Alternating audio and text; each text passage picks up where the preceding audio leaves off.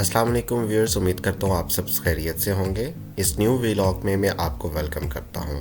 तो आज करेंगे नाश्ता हरीसा का एंड देन हम जाएंगे शालीमार गार्डन और फिर विज़िट करेंगे पीटीयूटी। तो चलें अपना व्लॉग स्टार्ट करते हैं। और सबसे पहले हमने रास्ते में रेलवे स्टेशन को बाहर से ही कैप्चर किया और उसके बाद अब हम जाएंगे नाश्ते की तरफ। और आज हमने नाश्ता करना है अमृतसरी का हरीसा, और ये है निस्बत रोड गवाल मंडी पे, और वहाँ पे बहुत सारे हैं, इसीलिए मैंने ये इसकी जो है बाहर से भी कैप्चर किया है ताकि आपको पता चले। और ये शॉप नंबर 37 है और ये हम इसके अंदर जाते हैं और आपको अंदर से भी दिखाते हैं। जो हरीसा है यहाँ पे बीफ का भी है, मटन का भी है, और हमने वहाँ पे मटन का ऑर्डर करने का प्लान है। तो ये अभी स्क्रीन पे आपको नज़र आ रहा है, ये मटन का जिस पे ये हिला रहे हैं, और दूसरा जो साथ पड़ा हुआ है ये बीफ वाला है। और वहाँ पे जो नान भी गर्मा गर्म आपको मिलेंगे वो सामने वो ताज़ा ताज़ा बना रहे हैं। और ये हमारा नाश्ता आ गया है, और नाश्ता मतलब नान भी उन्होंने बिल्कुल हमें फ़्रेश दिए हैं। तो नाश्ता बहुत ही लजीज था। हमने नाश्ता करके अब हम जा रहे हैं शालीमार गार्डन की तरफ।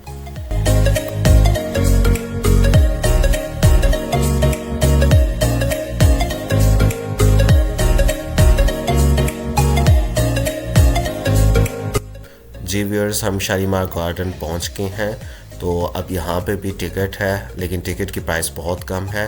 तो इन्होंने यहाँ पे टिकटिंग बूथ बनाया हुआ है। तो सबसे पहले हम जा के लेते हैं टिकट।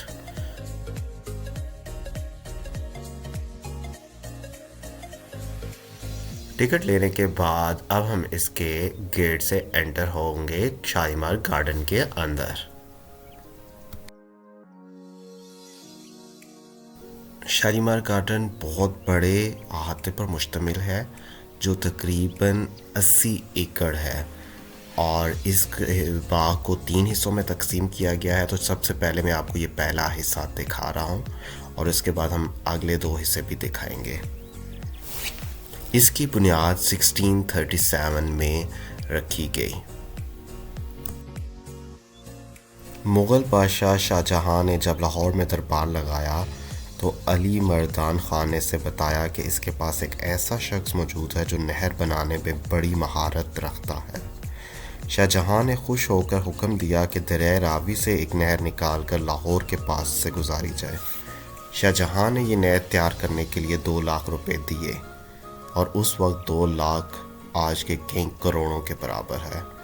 1 साल के बाद जब शाहजहां दोबारा लाहौर आया तो नहर मुकम्मल हो चुकी थी।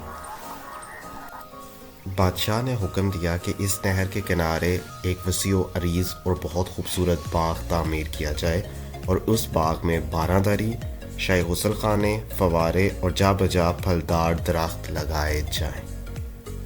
शाही माहिर तामीरात ने बाग के तामीर के लिए जिस ज़मीन का इंतखाब किया वो इलाके के मरूफ ज़मींदार मियाँ मोहम्मद यूसुफ उर्फ महर महंगा के ज़ाती मलकियत थी।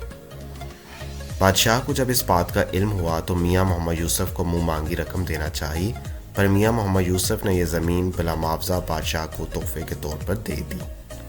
बादशाह इस रवैये पर इस कदर मुतासिर हुआ कि उसने बाग की तामीर मुकम्मल होने पर मियाँ मोहम्मद यूसुफ को ही नाज़िम शालीमार मुकर्रर कर दिया। बाग की तामीर के लिए बादशाह ने खलीलुल्लाह खान को मुकर्रर किया, लिहाजा खलीलुल्लाह खान ने मुल्क के कई और अफसरों को साथ लगाकर इस बाग की तामीर शुरू कर दी। बाग के लिए दरख्तों को पूरे कंधार और काबिल से मंगवाए गए। इस बाग का नक्शा कश्मीर में जो बाग है उससे बहुत ज़्यादा मिलता है, इसी वजह से इसको भी शालीमार बाग कहते हैं। इस बाग के 3 हिस्से हैं और तीनों हिस्सों की बुलंदी भी डिफरेंट है। तो अब हम अगले हिस्से की तरफ जाएंगे जो कि 12 फीट से पहले वाले हिस्से से नीचे वाक़ है। तो अब हम स्टेयर से नीचे जाएंगे और फिर अगले हिस्से में एंटर होंगे।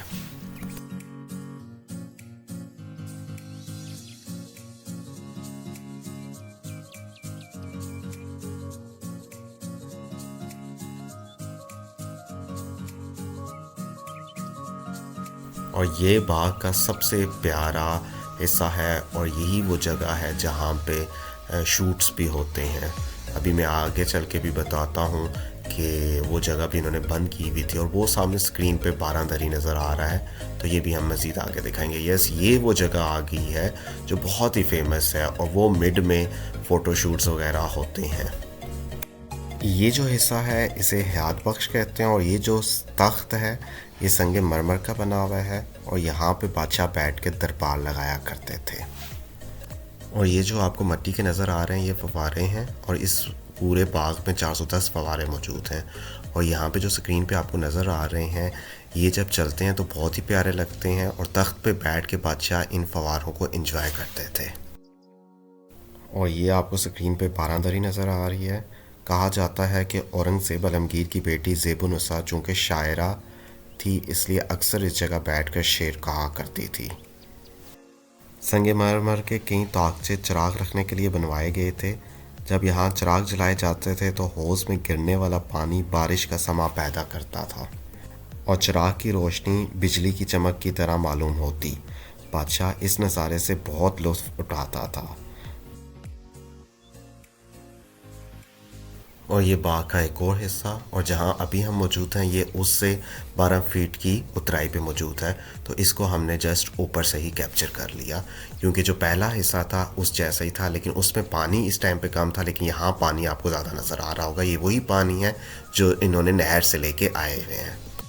इससे जहाँ पे बारादरी भी है और जहाँ पे फ़ोटोशूट होते हैं वहाँ पे काफ़ी देर बैठे हैं, क्योंकि वो हिस्सा बहुत ही अलहदा वाइब दे रहा था और बहुत ही अच्छा लग रहा था। तो हमने वहाँ पे ये एक रिफ्लेक्शन वहाँ पे आ रहा था, और इसको एक वीडियो आप लोगों के लिए हमने इसको कैप्चर कर ली। और यहाँ पे हमने काफ़ी टाइम स्पेंड करने के बाद हमने कहा चलें अब शालीमार गार्डन को अलविदा करते हैं। अच्छा, अब हम आपको बताते चलें कि रात को हमने अनारकली बाज़ार में कुछ शॉपिंग कर ली थी, और हमारे पास कुछ चीज़ें ज़्यादा थी, तो वो चीज़ें अब हमने आगे मुल्तान बहावलपुर लेके नहीं जाना चाह रहे थे, तो हमने डिसाइड किया वो चीज़ें दोस्त की तरफ रखवाते हैं। तो उस दोस्त से मिलने के लिए और चीज़ें रखवाने के लिए हम उसकी यूनिवर्सिटी आगे PTUT stands for Punjab Tianjin university of technology, और ये चाइना और पाकिस्तान से कोलेब्रेशन से टेक्नोलॉजी यूनिवर्सिटी बनी है। तो अब हम यूनिवर्सिटी के अंदर आ गए, इसकी आप बिल्डिंग देख रहे हैं, और वो सामने हमारा बाइक नदीम ने पार्क कर दिया। और ये अब हम यूनिवर्सिटी के अंदर वाली साइड पे, और हमें दोस्त अंदर से विज़िट करवा रहा है अपना डिपार्टमेंट।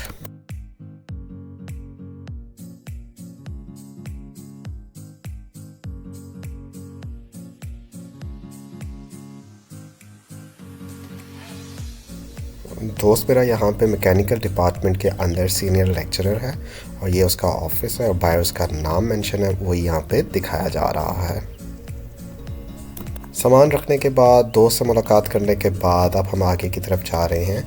जैसे मैंने आपको बताया हमारे पास सामान ज़्यादा था, तो हम जब दोस्त की तरफ जा रहे थे तो हमारे बैग पे ना एक साथ से बाइक गुजरा और लगा, तो बैग थोड़ा सा फट गया हमारा, तो क्योंकि उसमें सामान भी बहुत ज़्यादा था और वो लगा भी बहुत तेज़ी से। तो ये हम तरपाल वाले एक बंदे के पास आए, और उसने पहले तो ना की, लेकिन हमने थोड़ा रिक्वेस्ट की, तो फिर उसने हमें ये बैग सिलाई करके दे दिया, और उसके बाद हमारा बैग हमने बाइक के साथ लगा दिया। जो आप लोगों को फ़र्स्ट वीडियो में, ये वही बैग है जो फ़र्स्ट वीडियो में मैंने आपको बड़ी डिटेल में बताया था।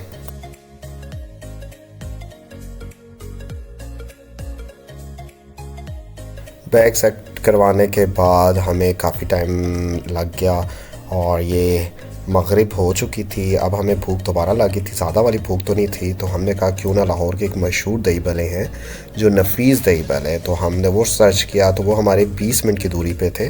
तो हमने कहा पहले आगे की तरफ जाने से पहले क्यों ना लाहौर के फिर से मशहूर डिश ट्राई कर ली जाए। डिश ही है ये भी, दही भल्ले। तो हमने फिर नफीस के दही भल्लों का ऑर्डर किया, और अभी स्क्रीन पे आपको दिखा रहा हूँ कि इनके क्या क्या आइटम्स हैं, जो सिर्फ दही भल्ले नहीं है। वैसे तो ये दही भल्ले के वजह से फ़ेमस है, लेकिन यहाँ पे समोसे, पकोड़े, जलेबी, गुलाब जामुन, ये सब चीज़ें थी। तो हमने सबसे पहले दही भल्ले का ऑर्डर किया, और वो आपको स्क्रीन पे नज़र आ रहे हैं। अच्छा, दही भल्ले खाने के बाद क्योंकि हमें उसका इतना मज़ा आया, तो अब हमारा पेट फुल था, लेकिन हमने कहा क्यों ना इनका समोसा भी ट्राई कर लिया जाए, और वो भी बहुत टेस्टी है। एंड हमने चाय के साथ किया, तो हमने कहा स्वीट भी हो जाए, और इनका गुलाब जामुन भी ट्राई कर लिया। एंड देन यहाँ से हम आगे जा रहे हैं। अब तो हमें रास्ते में थोड़ा यहाँ पे आइडिया होगा, क्योंकि अब सेल्फ पे ये बाइक स्टार्ट नहीं हो रहा था, तो इसका बैटरी का टर्मिनल का इशू हुआ। तो अब हमने यहाँ से पूछ के गए कि कहाँ हमें मैकेनिक मिलेगा। अस्सलाम वालेकुम यार, वो बैटरी का टर्मिनल लगाना है, वो उतर गया। गाड़ी का? नहीं, वो मोटरसाइकिल का।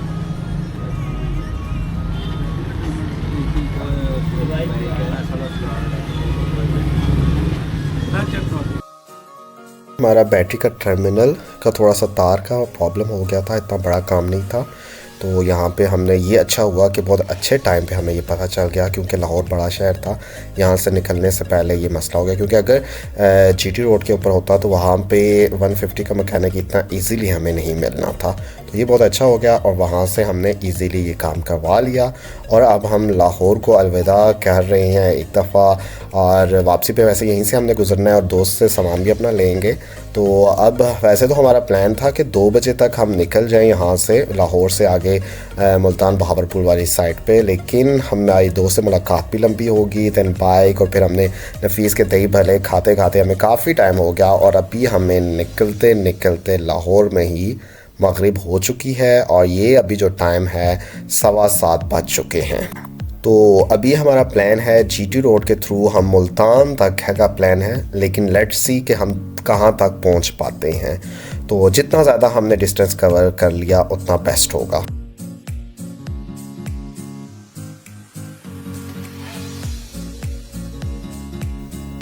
काफ़ी देर का हमने सफ़र जीटी रोड पे किया।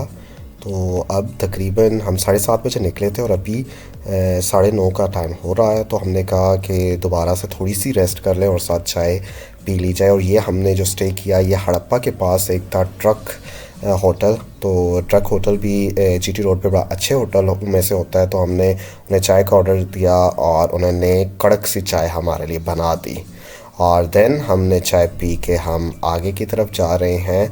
तो अब वैसे तो ये दिसंबर की रात है और पिंडी इस्लामाबाद में तो बहुत ठंड है, लेकिन रास्ते में ठंड इतनी नहीं थी, लेकिन अब टाइम ज़्यादा होने की वजह से ठंड होती जा रही थी और साथ साथ हमें फोग मिल रही थी। तो अब हम देखते हैं कोई हमें अच्छा सा शहर मिले मुल्तान से पहले ही, जहाँ पे हमें होटल वगैरह नज़र आ जाए तो हम उधर ही रुक जाएंगे।